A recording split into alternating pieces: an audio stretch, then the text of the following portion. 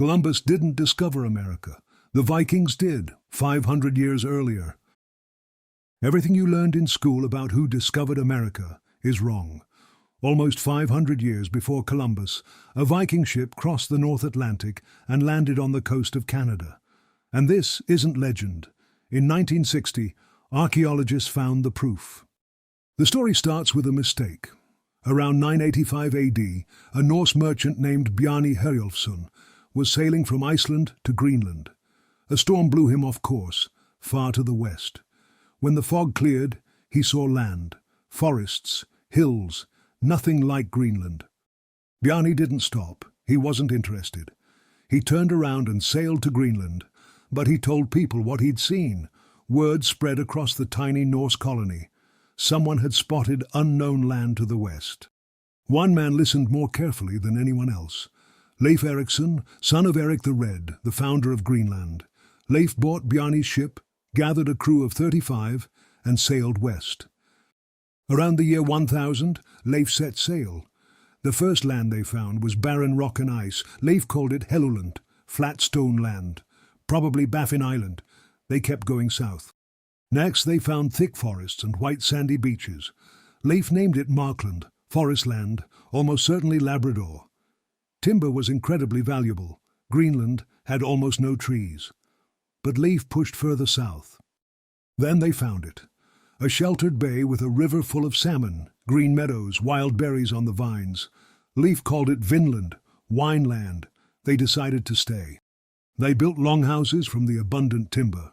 They explored the coastline. They spent the entire winter. For the first time in history, Europeans were living in North America. Leif sailed home the following spring, loaded with timber. He never returned. But he had opened a door. Over the next years, at least 3 more expeditions sailed to Vinland. Leif's brother Thorvald led the second voyage. He explored further along the coast and made first contact with indigenous Americans. The Norse called them Skraelings. The encounter turned violent. Thorvald was killed by an arrow, the first European to die in the Americas. The most ambitious attempt came from Thorfinn Karlsefni. He brought 60 men, 5 women, and livestock. This wasn't a raid. This was colonization. A child was born there, Snorri Thorfinnsson, the first European born in the Americas. But it didn't last. The Skraelings were too many. The Vikings were too few and too far from home. After 3 years, Karlsefni abandoned the colony. The ship sailed back to Greenland. Within a generation, the voyages stopped. The world forgot. For 1,000 years, the Vinland sagas were dismissed as fairy tales. No proof, no evidence, just old stories. Then, in 1960, a Norwegian couple, Helge and Anstein Ingstad, arrived at a remote fishing village on the northern tip of Newfoundland.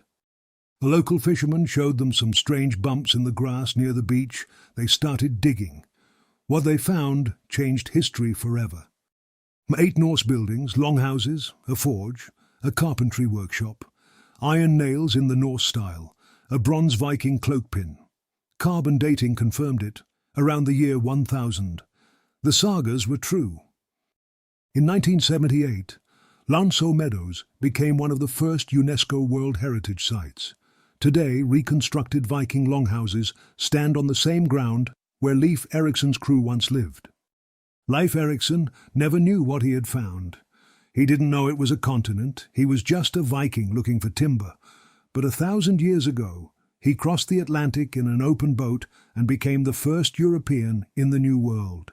And unlike Columbus, we have the archaeology to prove it.